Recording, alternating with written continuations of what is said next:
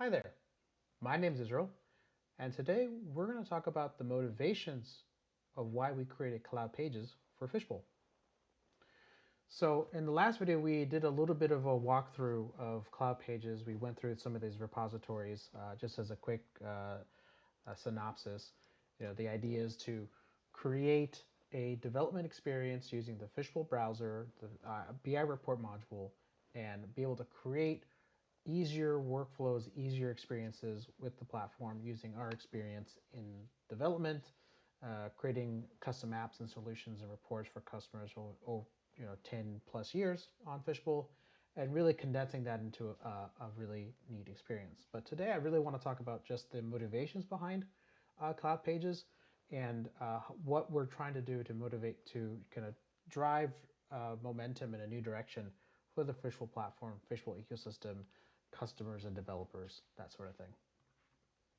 So let's talk a little bit about kind of where we really started from, or really where I started from.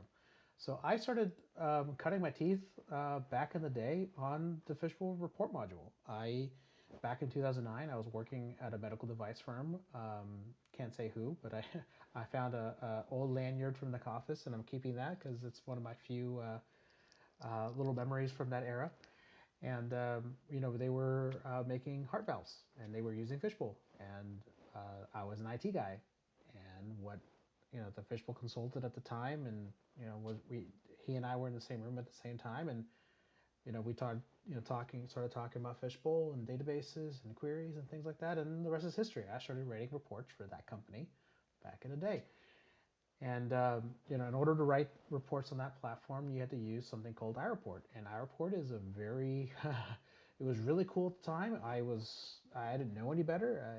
It was what's there. It was what was possible, and it created these kind of experiences inside of Fishbowl where you'd, go through the module and you'd modify your report, and you have a way to create all these parameters and all these settings, and that's that. Like this was the way to do it, and that's just the way it was. And honestly, if I was going to create my own ERP system, I'd probably use iReport for generating documents like this. What gets printed out on the screen, like that's really cool. Like that is what most ERP systems do, and it's kind of assumed that you'll be able to do that. But the problem is that iReport on Fishbowl, a system called JasperReports, is just really old now. They haven't updated it past, I think, 2016. The world has moved on, and there's a lot more you can do with the platform. And we also moved on as a company away from just making reports, because honestly, it just takes a long time. It's a tool that, and I've had some other videos. You can watch that on the crash course on editing reports, and I don't want to reiterate that here, but it does take a bit of time. It's easy to understand, but when you have to move elements pixel by pixel around to get things just so, it's a bad experience.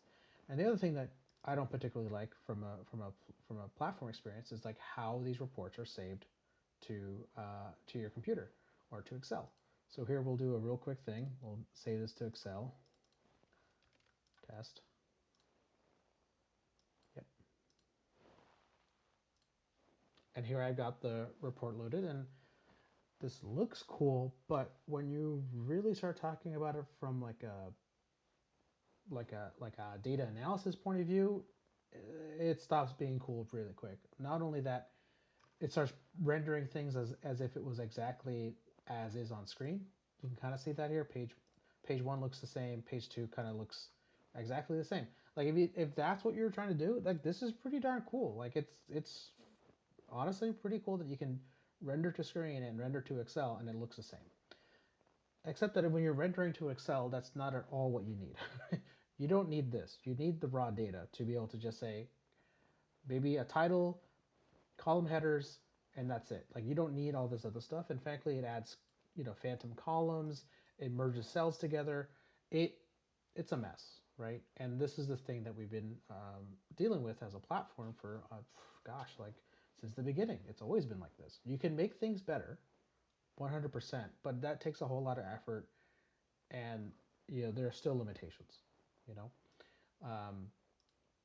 The only thing you can't do is that there's not a whole lot of interactivity. Like if you want to resort this on screen, you have to modify and add the magic and add the functionality to be able to sort things, let's say by customer, and like all of those things have to be designed. None of it comes for free, right?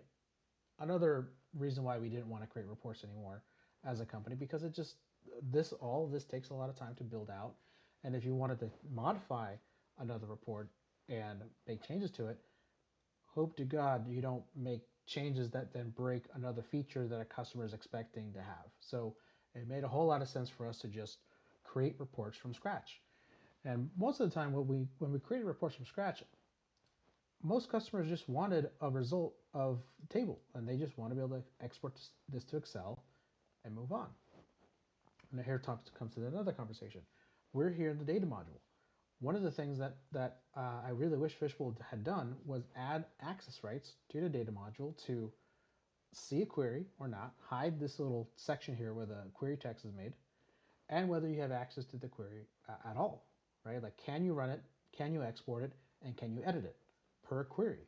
Like, that would have been fantastic as an access right, and we'd be able to deliver a lot of things to customers as just like, here, I'm going to send you a query via email, you're going to paste it, you're gonna like get pop-ups, you're gonna have a date range, like that's not a big deal, like that's part of the magic that's here too. And then if you want 4 or 5 people to have access to this query, you should have a little tab here that allows you to do that. Fantastic, great, like that should be a thing. It's not a thing, and there's limitations here as well. One of the things that I wish Fishbowl had done was like add more love to various different modules in Fishbowl, but that's okay. That's why we were here. We've done something different. On the topic of updates, when we wanted to update a report, we would have to go here and upload a report and do the step. Either the customer would have to upload the report, or my support tech would have to upload the report for you, and that is just time. It just takes time to do that. And if there's a typo or there's like a pretty egregious change or just a bug, we want to get that done and over pretty quickly. We don't want to go, you know, drag you down on the phone and find you and or remote access to the server, which exposes us to risk. We just want to do our bit that needs to get changed, tell you that it's done, and you tell us that it's great. Yeah, that's all we want. To do that by the phone, get remote access to a computer, transfer a file, confirm that it's updated. Oh wait, something didn't work right. That takes a whole lot of time. On top of that, if we had changes to a query here, like we'd have to like tell you to copy and paste and update it, and hopefully you did it right, and that sort of thing. Like that, like the delivery mechanisms for us to have an interactive experience with our customers when we're trying to do some magic for them didn't really meet the mark, ultimately. But not everything is about reports. Let's talk a little bit about other experiences in Fishbowl. So let's imagine you're in this case, this is the Becky's Cookies database, and you're supplying food and products to industrial supply companies, or restaurants, and things like that.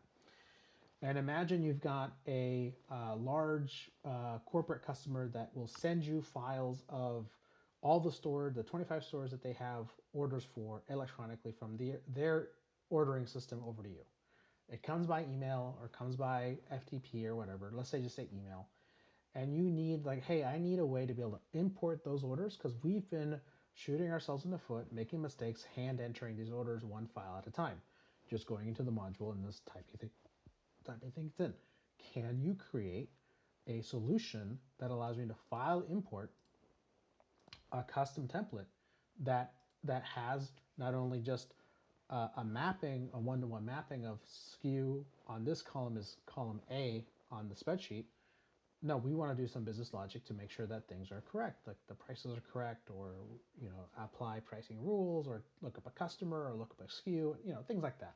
It's not just a copy the format, but it's also copy the format and translate the format, and also do some business logic as well. And maybe give us a nice little report at the end saying, hey, 15 orders imported out of 30. The other ones are missing this data, so it didn't import. Something like that. We would be able to deliver those kind of experiences on Fishbowl using the plugin system. See these 2 buttons up here, the Ship Express and CloudPages thing, those are buttons, and those will then pop up a new window. In this case, I don't have ShipExpress set up. But the idea is that you can pop up a new experience, written in Java, language that Fishbowl's client is written on, and deliver those kind of experiences where we read a file, open it up, look at the data, look up the queries in Fishbowl, look at a customer, get a product, and create a new sales order, import, and then send it to Fishbowl. All of that is possible within the Fishbowl platform. I'm not going to say it's easy, but it's possible. The downside of all that was that to deliver those kind of experiences, you'd have to, deliver a plugin file to the Fishbowl client. And that, unfortunately, is not easy. So I'll show you that here in a second. So I prepared, this is the Fishbowl plugins folder. As you're going to see, there's two files here. One is us, the CloudPages. The second one is the Fishbowl ShipExpress plugin. Fishbowl has a plugin system that allows you to deliver new experiences and new logic to the Fishbowl client. It's how they pushed in the past, how they did integrations. It's also in the past how they do some of the audit trail plugin and some of the other things that they offer. ShipExpress is the default one that goes with you. But you can create, if you know how to write Java, you can create new experiences on Fishbowl as new modules and buttons. The problem with that is if you need to update that, you've got to call and get access to a customer system and update that file and hope to gosh it's all going to work. And if it doesn't work, then you're going to go tell your developer that, hey, it didn't work, you've got to make some more changes. That's going to take time. Wait a couple days. Oh, wait, your IT guy's busy. He didn't get back to you on the phone, but I really need this update. Like it just becomes a really bad experience overall. Updates for us has always been a terrible experience for customers and developers because we want to get feedback on what we've done. And since we don't have access to your Fishbowl system, it can be pretty difficult. Even with a copy of your Fishbowl database, which customers trust us to do, it's still not the replacement for putting in front of a customer, getting an update, and making that a smooth experience. All of those things have motivated us to go, you know what, there's got to be a different way. There's so much more we can do. What else is out there? And this is where I really commend Fishbowl on, is the idea that they had some years ago, which is this BI report module. And the BI report module was like, honestly, I was super excited to hear about it. Since then, kind of disappointed in the platform. So, one for two, essentially. BI report module is essentially putting a browser inside of the Fishbowl platform. So if you went over to, for example, your integrations plugin screen, what you're seeing here is a website experience delivered by Fishbowl. Back in the day, you could load and download custom things from here, right? They're moving away from that, but that's okay. And my license doesn't allow me to download these things. That's fine. But the idea is that this is a browser and you have connectivity with the client to do custom things, cool things with it. That's essentially what the BI report module was intended to be. It's like, we're going to put a browser connected to the Fishbowl database to give it data from Fishbowl in order to have these custom experiences. And in this case, it's giving us a very basic chart using Google Chart of sales by a rep. Like no big deal. My problem with it is that it didn't go far enough, right? It didn't go far enough in just, they thought of it as just reports versus like reports and apps, therefore an experience, right? They also kind of hamstrung the platform because it, ostensibly, if you wanted to do this logic, you have to write it inside of this page. There's not a, you show BI editors to developers, like any developer that has experience using web technologies, and you say, hey, you're going to create a web experience, but you have to use this editor, they're going to look at you like, bro, you're crazy. Like, I'm not going to do that. Like, that's way too much work. And that's probably where we've seen why Fishbowl really hasn't done more than 9 examples. Like, this is not, like, they have not transitioned from legacy reports to BI reports because, they just haven't put the effort and energy to it. I'm sure they have their reasons. I'm not going to fault them on that.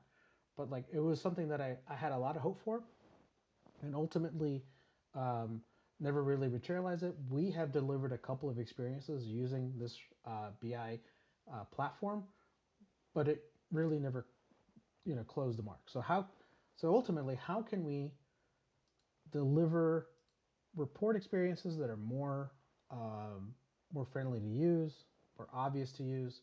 How can we create some custom workflows, custom UIs for Fishbowl inside of the client, close to where the action is? And how do we do that with technologies that many more people know how to use versus legacy Java? I mean, I hope no developers come after me for saying that, but like, they're not teaching, people are not looking for Java skills every day. There are a lot more HTML and JavaScript browser developers than there are Java developers out there. That's just the reality. And there's a lot more magic out there on the web for web technologies that are free and open source. So, uh, uh, honestly, it was a 6-pack idea where we started with one drink and we ended up with a 6th drink, and we're like, you know what? Let's just build it. Let's build something that solves the problem with um, with HTML and JavaScript and puts that in the Fishbowl platform and makes it so that our customers have no idea that the magic's there, have no idea how we're doing it, but that on the back end, for people that want to know, it's really well done, really well executed. Some of the magic that we're talking about is just being able to push updates using a GitHub repository, where if a developer updates a repository, the client gets it fairly quickly. Like, they hit refresh here, and the idea is that you've already gotten the update. Like, that's the idea. If you if you're in the sales order module and you have a particular page that, say, maybe has a custom order import, or a custom screen to create a new sales order, you can access that page from the module. We give you a little menu option here to do that. Those are the sort of things that I think really missed the mark with BI reports and Fishbowl. And customers are always asking us to build things for them, like custom experiences. Like, I just got off a phone call with another customer today where they wanted to group their picks based on a scheduled truck. So they have a truck that's scheduled. They want to put so many orders on that truck with the constraint of volume and weight, right? That sort of thing is just not possible within the standard Fishbowl grouped pick module, but you could build that using JavaScript and HTML and have that experience. The problem isn't like grouping things together in Fishbowl, it's the UI UX of showing that on screen. And I don't have any examples of that yet. Maybe in another video we'll talk about that and share some things that other customers have built. But that's a little bit about the motivation, a little bit about the history of why we created CloudPages. And yeah, I mean, we'll talk more in other videos of how we do these sort of things, what we've done for other customers, and some of the more long-range vision stuff, which I think, overall, we're trying to build a marketplace, an ecosystem that supports the Fishbowl inventory platform. That's it for me today. I've talked a lot. I hope you stuck around to the end, and if you have any questions, let us know. If you want a demo and you want a trial of CloudPages, please give us a shout. We'd love to have you try this out. It is intended for companies to trial it out for free for as long as they want. And as soon as they want to roll it out to customers, we'll have a pretty affordable platform or price in order to do that. Anyway, thanks again. We'll talk again soon. Take care. And talk to you all soon.